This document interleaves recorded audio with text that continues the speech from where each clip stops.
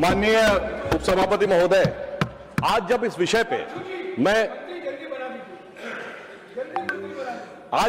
पे मैं इस बिल का समर्थन करने के लिए यहां पर खड़ा हुआ हूं, तो मेरे मन में संवेदना भी है और वेदना भी है। संवेदना उन छात्रों के प्रति और वेदना उस पे हो रही दुखद राजनीति के प्रति।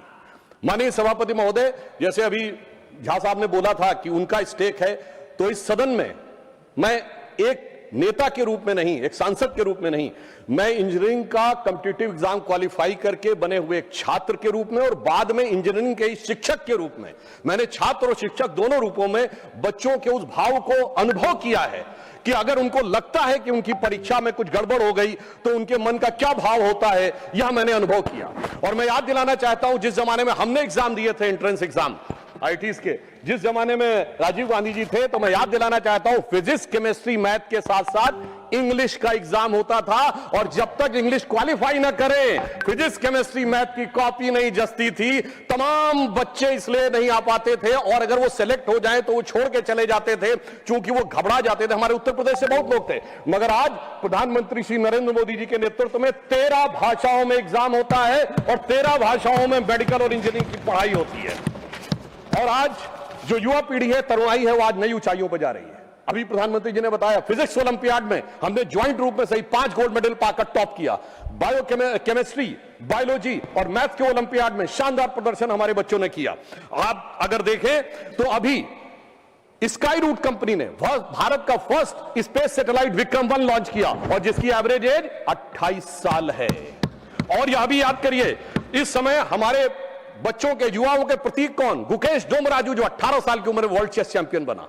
वो देवव्रत महेश रेखे, जिसने 19 साल की उम्र में दंडकम पारायण शुक्ल यजुर्वेद का करके दिखा दिया। यह है हमारी एक्चुअल जेन जी की प्रतिभा, और इस प्रतिभा को निखारने और संवारने के लिए हमारी सरकार पूरी तरीके से प्रतिबद्ध है। और वो कितनी संवेदनशील है, उसका प्रमाण उपसभापति महोदय यह है कि हमारे इसी सदन के नेता माननीय नड्डा जी और पीएमओ में राज्य मंत्री जितेंद्र सिंह जी दोनों गए और उन्होंने सोनम वांगचुक जी का अनशन समाप्त करने में सफलता हासिल की। पर संवेदनशीलता के अलंबरदारों से मैं पूछना चाहता हूं, स्वतंत्र भारत का पहला आमरण अनशन हुआ था 19 अक्टूबर 1952 को पोट्टाभी श्रीरामुलु ने। किस लिए? कि आंध्र को अलग किया जाए। मगर सभापति महोदय, 15 दिसंबर 1952 तक और उनकी मृत्यु हो गई उस आमरण अनशन में, मगर सरकार के कान पर जूं नहीं रोगी थी। यह दिखाता है कि कितनी संवेदनशीलता थी और कितना। फिर हमारी सरकार ने जो भी कार्य किए, 2 चक्र की वार्ता की माननीय नड्डा जी ने और माननीय जितेंद्र सिंह जी ने। उसके बाद फास्ट ट्रैक कोर्ट का अनाउंसमेंट प्रधानमंत्री जी ने किया, कैबिनेट में कठोर प्रावधानों वाला बिल पास किया, मध्य रात्रि में छात्रों के लिए संदेश किया, और छात्रों की भावनाओं का सम्मान करते हुए हमारे शिक्षा मंत्री धर्मेंद्र प्रधान जी ने इस्तीफा दिया, जिन्होंने अपने कार्यकाल में कई उल्लेखनीय सकारात्मक कदम उठाए थे। और उसके बाद प्रधानमंत्री जी ने श्री नंदन नीलकर्णी जी के नेतृत्व में एक हाई पावर टास्क फोर्स बनाई। मगर सभापति जी, मैं समझ नहीं पाता हूं, हाई पावर टास्क फोर्स के सदस्यों का, विद्वान सदस्यों का उल्लेख करते हुए ये गोमूत्र कहां से बीच में आ जाता है? यानी समझ में नहीं आता है, जिसका कोई रेलेवेंस नहीं उस टॉपिक से। तो मैं बताना चाहता हूं, जिनको गोमूत्र की भी समस्या है, तो मैं उन्हें बताना चाहता हूं, गोमूत्र का anti bacterial, anti fungal, medicinal value के लिए यूएस में पेटेंट है, and the patent number is 64100059। और गोमूत्र का बायो एनहांसर के रूप में यूएस में साइंटिफिक पेटेंट है 68969007। मगर सर क्या करें, दिमाग में मैकाले मार्क्स का गोबर भरा हुआ है, तो उन्हें कहां से समझ में आएगा? सर, अगर यह आत्मविश्वास होता, जैसे प्रधानमंत्री जी ने all India institute of Ayurvedic science जो बनाया, ये 50 साल पहले बन गया होता, तो सभापति महोदय हमें हल्दी, नीम और तुलसी के पेटेंट के लिए लड़ाई नहीं करनी होती। हम आज लीडर बन के खड़े होते हैं। मगर क्या बताएं, ये विज्ञान में पश्चिम के अंधभक्त हैं, और उस अंधभक्ति की कीमत इस देश ने चुकाई, मगर प्रधानमंत्री जी ने आकर उसको एक नई राह दिखाई है। मैं ये भी बताना चाहता हूं, हम इस विषय को लेकर किसी भी प्रकार का मजाक नहीं करते। हम पूरी तरीके से संवेदनशील होकर कार्य कर रहे हैं, और इस गंभीरता के लिए जो ये बिल आया है, हमारे 3 मूल मंत्र हैं। छात्रों के प्रति संवेदनशीलता, शिक्षा व्यवस्था के लिए व्यवस्था की सुदृढ़ता, और पेपर लीक जैसे अपराध के लिए कानूनी कठोरता। विच I can say in English, we are having a sensitive approach, secure process and stringent law. So SSS is our main motto, how to ensure these things. और मैं यह भी कहना चाहता हूं कि इस विषय पे दो पक्ष हैं, एक लीगल यानी वैधानिक पक्ष और दूसरा है राजनीतिक पॉलिटिकल पक्ष।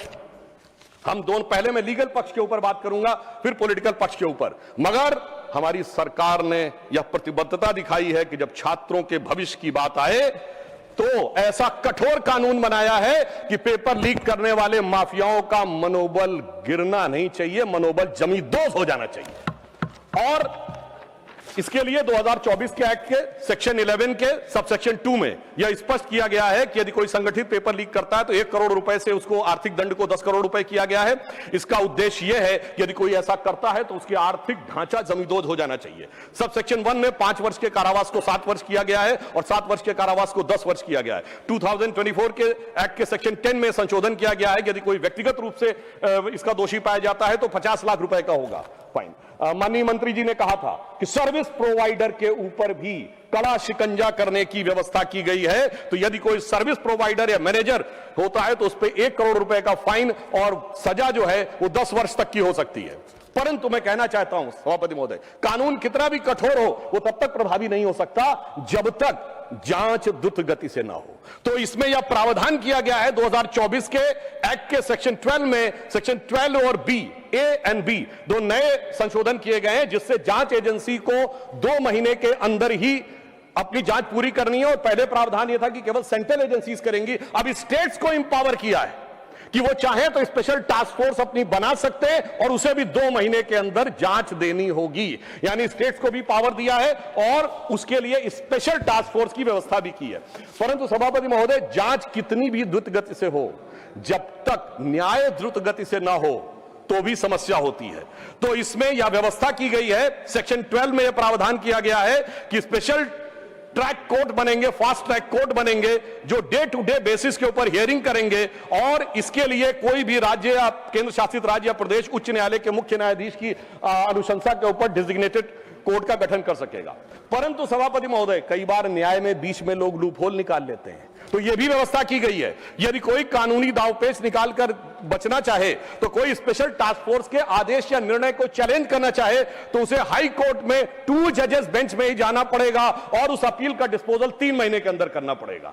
यानी हर प्रकार की व्यवस्था को सुनिश्चित किया गया है। तो यदि मैं एक लाइन में कहूं तो इस विधेयक में पेपर लीक पर कठोर दंड, समयबद्ध जांच और त्वरित न्याय, तीनों का ही समस्त प्रावधान किया है। इसके लिए मैं सरकार को धन्यवाद और साधुवाद देना चाहता हूं।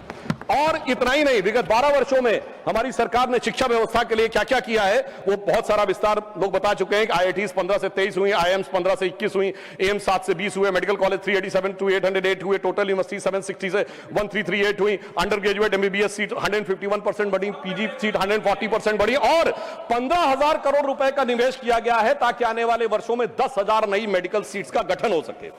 सरकार ने 50,000 करोड़ रुपए का निवेश 2023 में अनुसंधान रिसर्च फाउंडेशन के लिए किया है और यह भी व्यवस्था की है कि 6,000 हमारे जो कॉलेज है 6,300 संस्थाओं में वन नेशन वन पोर्टल, ताकि इंटरनेशनल जो हमारे जर्नल्स होते हैं वो फ्री में अवेलेबल हो। 13,000 टॉप जर्नल्स आप कोई भी बच्चा जाके वहां से डाउनलोड कर सकता है। और इतना ही नहीं है सभापति महोदय, विगत 12 वर्षों में QS वर्ल्ड रैंकिंग में, जहां 2014 से पहले हमारे संस्थानों की संख्या सिंगल डिजिट में थी, आज 54 इंस्टीट्यूट हमारे ऐसे हैं जो QS वर्ल्ड रैंकिंग के ऊपर जिनकी रैंकिंग होती है। और मैं यह भी बताना चाहता हूं, आज भारत की शिक्षा व्यवस्था के प्रति क्या आकर्षण उत्पन्न हो रहा है। 58,000 से अधिक विदेशी छात्र आके पढ़ रहे हैं। आज स्थिति यह है कि पहली बार हमारे संस्थान IIT मद्रास का जंजीबार में कैंपस बना है, IIT दिल्ली का अबू धाबी में बना है, IIM अहमदाबाद का दुबई में बना है। और अभी प्रधानमंत्री जी इंडोनेशिया गए थे तो पहली बार IIM बेंगलोर के कैंपस के लिए इंडोनेशिया की सरकार ने रिक्वेस्ट किया है और उसकी अनुमति प्रदान की गई है। यह दर्शाता है कि शिक्षा व्यवस्था के लिए काम किया। और एक और मैं कहना चाहूंगा, हमारे विपक्ष में कई विद्वान लोग बैठे हैं, अब भारत का जो फॉरेन रेमिटेंस है $135 बिलियन आता है और उसमें से पहली बार ऐसा है विगत 2 वर्षों में जब वो डेवलप्ड इकोनॉमीज में से आता है। यानी हमारा जो टैलेंटेड यूथ है जो जाके, जिसको आप हाई लेवल स्किल वाले जॉब्स कहते हैं, उनमें से करके वो ला रहा है। तो यह दिखाई पड़ता है कि हम कितने सही ढंग से काम कर रहे हैं। माननीय खड़गे जी ने बोला था कि साहब हमने उनसे सीखा और हम ही जो है वो उनसे सीखने के बाद ये नीट का और एनटीए का विषय लाए। तो मैं कहना चाहूंगा, माननीय मंत्री जी ने बोला था कि 1992 में अवधारणा दी थी और उसके बाद 2014 तक राह देखते ही रहे। इसे कहते हैं आह को चाहिए एक उम्र असर होने तक। तो इसलिए मैं कहना चाहता हूं, वो वास्तविकता में मोदी जी की प्रतिबद्धता से वह विषय सफल हुआ। और मैं उस डिटेल में नहीं जाना चाहता, बहुत सारे डिटेल्स माननीय मंत्री जी ने बताए किसके कालखंड में क्या क्या पेपर लीक हुए, पर एक उदाहरण देना चाहता हूं। ये तो अपने नेताओं के प्रति संवेदनशील नहीं है। मैं याद दिलाना चाहता हूं, राजस्थान में कांग्रेस के शासन काल में एक यात्रा निकली थी, पद यात्रा, अजमेर से जयपुर तक। सचिन पायलट जी ने यात्रा निकाली और कहा पेपर लीक कितने हो रहे हैं कि मैं छात्रों के हित में पदयात्रा निकाल रहा हूं। मगर अफसोस कि उन्होंने उसके ऊपर कहीं कोई शिकन नहीं आई। उन्होंने, और सुनिए, इनके मुख्यमंत्री ने बोला, बात रिकॉर्ड पे जा रही है, इनके मुख्यमंत्री ने बोला मैं तो जादूगर हूं, सब ठीक कर दूंगा।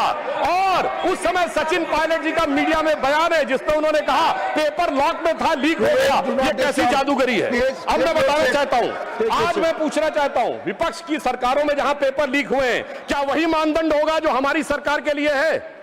पंजाब हो, झारखंड हो या कर्नाटक हो, क्या एक मंत्री के लिए एक रूल रहेगा या हर मंत्री के लिए अलग अलग रूल रहेगा? अब बॉल इनके कोर्ट में है और इन्हें तय करना है। मगर मैं याद दिलाना चाहता हूं, हमारे सदन के एक सम्मानित सदस्य जो अभी अभी आए हैं, श्री कपिल सिब्बल जी, जो बहुत प्रख्यात वकील हैं और ज्यादातर विवादास्पद विषयों के प्रख्यात वकील रहे हैं, उन्होंने शिक्षा मंत्री रहते हुए यह वकालत करने चले गए कि साहब हम बच्चों को लीगल एड देंगे। इनके शिक्षा मंत्री रहते हुए 2009 से 12 में सिर्फ, सर 2010 में रेलवे रिक्रूटमेंट बोर्ड, 2011 में all India engineering entrance examination, 2011 में हरियाणा बोर्ड और 2012 में एम्स। सर आप समझिए, मैं कहना चाहूंगा, यानी जिस पर होना चाहिए था इल्जाम, वो लेके आ गया वकालत का पैगाम। अब पता नहीं है छात्रों का करेंगे काम या करेंगे छात्र हितों का काम तमाम। मुझे लगता है कि आज सारे के सारे, और मैं एक और बात कहना चाहता हूं, हमारे बहुत से लोगों ने यह कहा कि नीट को समाप्त कर देना चाहिए। मैं सभापति महोदय बताना चाहता हूं, जब नीट नहीं थी 2016 में, तो क्या होता था? प्राइवेट कॉलेजेस की सीटें नीलाम हुआ करती थी लाखों लाख रुपए में। वो गरीब और मध्यम वर्ग के बच्चे को तो कभी उसके लिए स्वप्न से बाहर था कि 25 लाख 50 लाख रुपए देकर एडमिशन पाएगा, पीजी में कहीं 1-1 करोड़ रुपए देकर एडमिशन पाएगा। मगर आज प्रधानमंत्री जी ने जो काम किया है इस साल के नीट में, कैसे कैसे बच्चों को अवसर मिला। कुछ उदाहरण देना चाहूंगा। राजस्थान के बाड़मेर में एक दिहाड़ी मजदूर लखा की बेटी को और बूंदी में राजस्थान की सूरज सैनी को मौका मिला है। भागलपुर का सूरज कुमार या रायसेन के मध्य प्रदेश का आदर्श लोधी या लखनऊ की वो नीलू जिसकी मां घरों में काम करती थी, गोरखपुर का वो विशाल तिवारी जिसके पिता ऑटो रिक्शा ड्राइवर थे, मुजफ्फरनगर का वो मोहम्मद सुहेल जिसके पिता ई रिक्शा चलाते थे। सभापति जी, इन बच्चों के अरमान पूरे होने का यदि श्रेय किसी व्यक्ति को जाता है तो प्रधानमंत्री श्री नरेंद्र मोदी जी को। इन बच्चों के अरमान पूरे हुए, मगर जो कैपिटेशन फीस लेके सैकड़ों करोड़ प्रति वर्ष कमाते थे, उनके अरमानों पे बिजली गिरी है। और उस बिजली गिरने के कारण एक कहावत होती है कि तन बदन में आग लगना, मगर सभापति जी इनके तन बदन और धन तीनों में आग लगी हुई है। और मैं कह सकता हूं कि आज जिस प्रकार की आग ये लगाने का प्रयास करते हैं, मैं याद दिलाना चाहता हूं सर, इनकी पार्टी के वरिष्ठ नेता 2024 में क्या बोलते हैं इंजीनियरिंग और मेडिकल के इंट्रेंस टेस्ट में, कि जो क्वेश्चन बनते हैं वो अमुक जाति के लोग बनाते हैं, इसलिए अमुक जाति के लोग उसमें ज्यादा सेलेक्ट होते हैं, और दूसरी जाति के बने तो कौन से। मैं समझ नहीं पाता हूं कि moving charge in magnetic field या इलेक्ट्रोमैग्नेटिक इंडक्शन का अगर कोई फार्मूला होगा उसमें जात कहां से आ गई। सभापति जी 9th क्लास में मैंने पढ़ा था, अगर सेंट्रीग्रेड को फॉरेनहाइट में चेंज करना है तो C/5 = M-32/9 होता है। अगर ये सवाल पूछा जाएगा तो सवाल और जांचने वाले में जात कहां से आ गई। मैं जेनजी से कहना चाहता हूं, समझिए इनके खतरनाक इरादे। ये उस समय भी आपको गुमराह करने में लगे हुए थे, और आज आदरणीय खड़गे जी ने कहा कि SC ST OBC के रिजर्वेशन के बारे में। सभापति महोदय, शिक्षण संस्थाओं में SC ST OBC का रिजर्वेशन, बिजला जी ने बोला था सर, जैसे ही दूसरा वाला वोट बैंक दिख जाता है, AMU SC ST OBC reservation साफ, Jamia Millia Islamia SC ST OBC का रिजर्वेशन साफ, कश्मीर में SC ST रिजर्वेशन देने की जरूरत ही नहीं है। हजारों संस्थाओं को माइनॉरिटी घोषित करके SC ST OBC का रिजर्वेशन साफ। और याद करिए सर, कश्मीर में यह प्रावधान था कि वाल्मीकि समाज की एक बच्ची जब वो पीएचडी करके गई कि यूनिवर्सिटी में लेक्चरर बनना है तो उससे कहा गया तुम्हारे डोमिसाइल के हिसाब से तो सिर्फ सफाई कर्मचारी बन सकते हो, और ये लोग आके आज मनुस्मृति की बात करते हैं। मुझे लगता है कि आज वो धारा 370 हटने के बाद उन्हें वास्तविक अधिकार मिला है। और मैं ये भी कहना चाहूंगा, इतना ही नहीं सर, रिजर्वेशन में इन्होंने ऐसी घुसपैठ की है माइनॉरिटीज की कि अभी एक केस जो था हाईकोर्ट ने क्वैश किया है पश्चिम बंगाल सरकार का। सर इन्होंने ओबीसी के आरक्षण में ऐसा किया, आगे का दरवाजा खोला, पीछे का दरवाजा खोला और रोशनदान भी खोल दिया कि किस प्रकार से अपने वोट बैंक के सारे लोगों को माइनॉरिटी में लाया जा सके। अब मैं यह भी कहना चाहता हूं सर, खड़गे जी ने जो कुछ भी बोला, अब उस विषय के ऊपर मैं बोल चुका हूं, इसलिए मैं दोबारा नहीं बोलना चाहता, मगर फिर मैं बताना चाहता हूं, आज समाज में जो लड़ाई लगाने की बात की जाती है, आई जस्ट रिपीटिंग क्विकली कि डॉक्टर अंबेडकर ने अपनी किताब हु और शूद्राज में chapter number 1 page number 1 paragraph number 3 में लिखा है, there is no connection of modern day schedule caste with the Vedic age Shudras.